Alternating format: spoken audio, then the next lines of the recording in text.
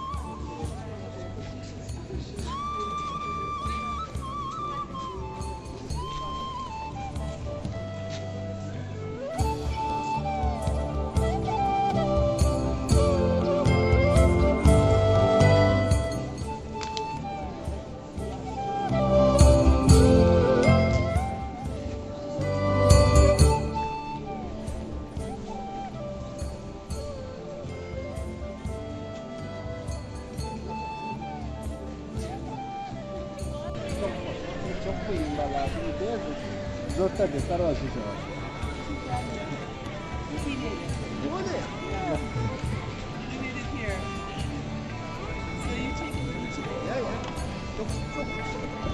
là lắc sờ rễ chốt cơ đó chốt rồi lama thằng tên đi cái thuê đấy đấy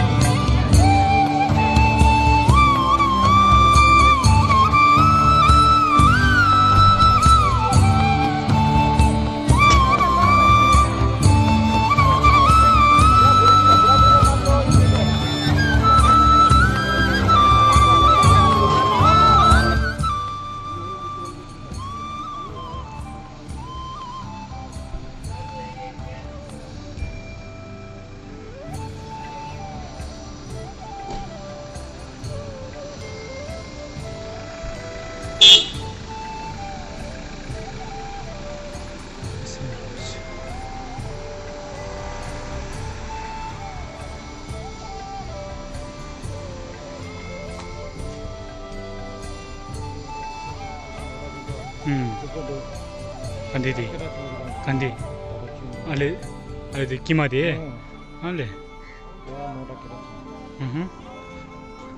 기마디라